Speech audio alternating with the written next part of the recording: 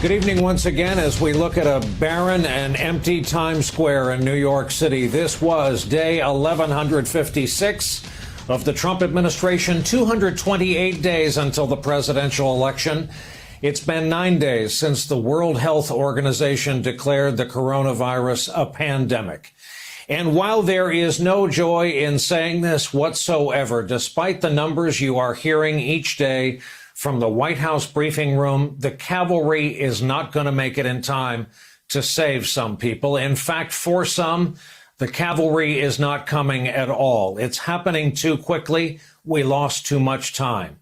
That's why the advice from doctors is, when around other people, act like you have the virus. Act as a sick person would. And if we all do, we can all manage to keep our distance. Then, weirdly, it's distance that will keep us together and alive when we reach the other end of this. And we end this incredibly difficult week in our country.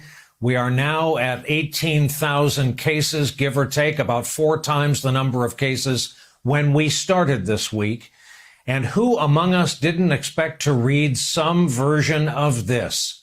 We're now learning from the Washington Post that U.S. intelligence agencies were issuing ominous classified warnings in January and February about the global danger from coronavirus, while President Trump and lawmakers played down the threat and took no action to slow its spread.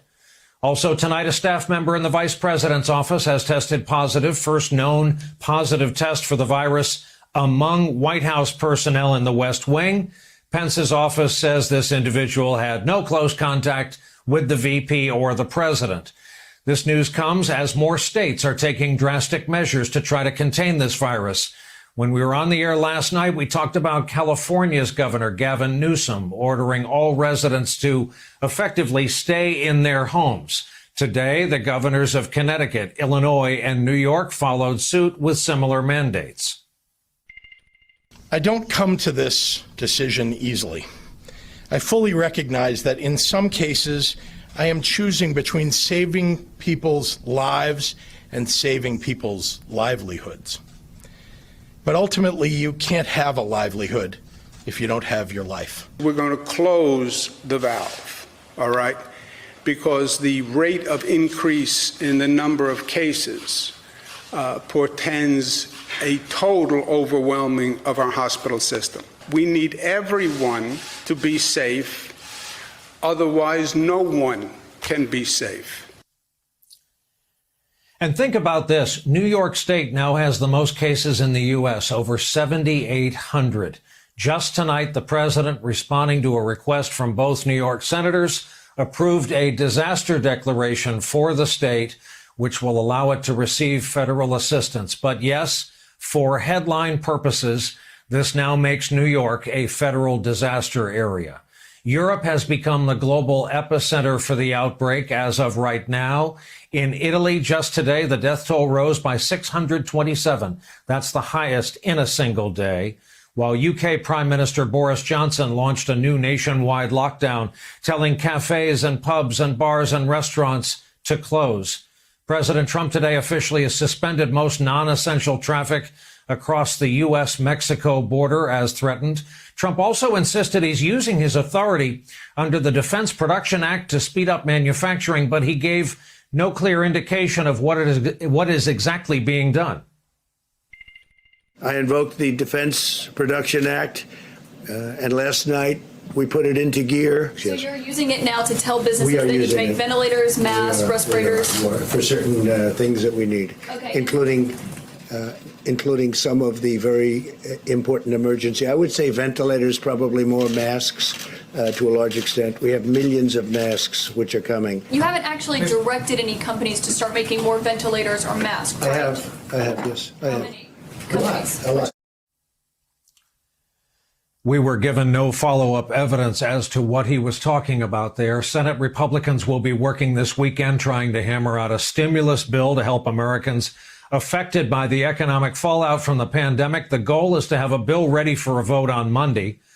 Wall Street Journal notes that under the Senate Republicans' opening proposal, Americans who don't make enough money to pay income taxes would be eligible for up to only $600. Trump did announce that April 15, the tax deadline would be pushed back, the suspension of some federal student loan payments as well. We're moving tax day from April 15th to July 15th. Families and businesses will have this extra time to file with no interest or penalties. Secretary DeVos has directed federal lenders to allow borrowers to suspend their student loans and loan payments without penalty for at least the next 60 days. And if we need more, we'll extend that period of time.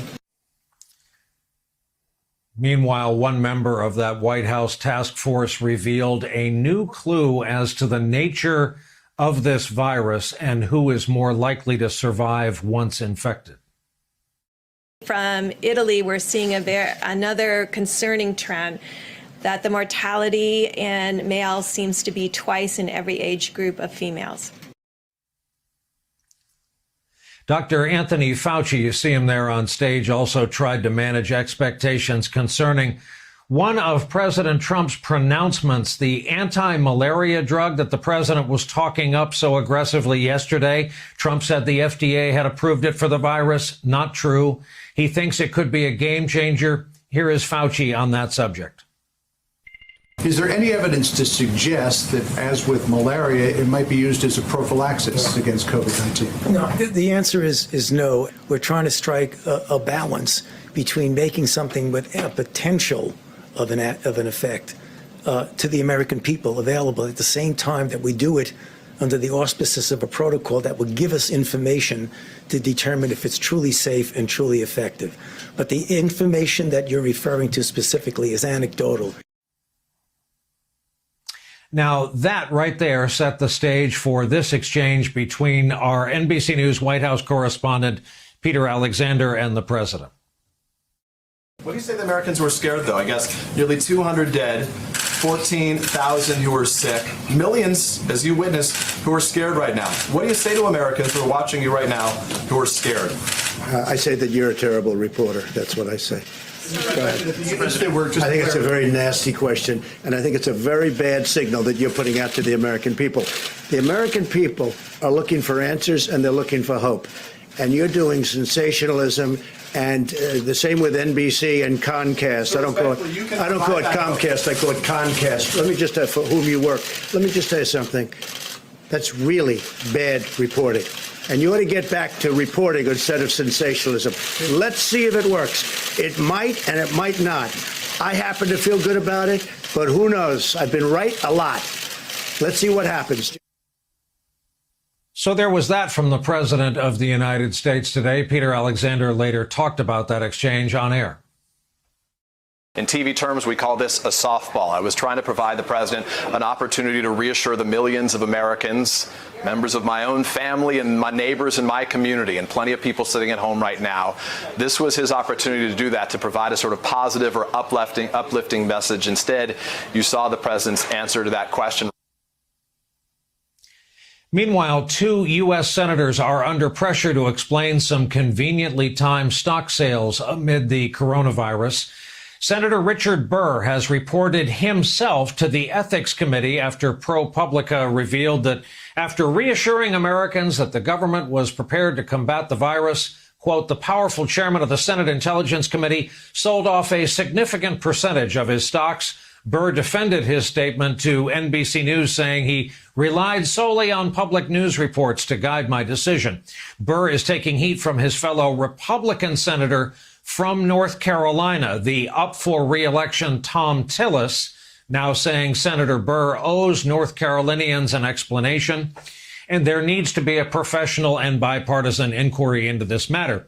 Georgia Senator Kelly Loeffler is defending herself after the Daily Beast reported she dumped millions in stock after she received a coronavirus briefing. She has since said she had no knowledge of the sale. Here's what she told Tucker Carlson on Fox News just tonight. These were called closed meetings. They weren't classified. They were closed. But as soon as I got out, the information was already on Twitter. It was in the public domain. None of us believe today what we believed on February 1st.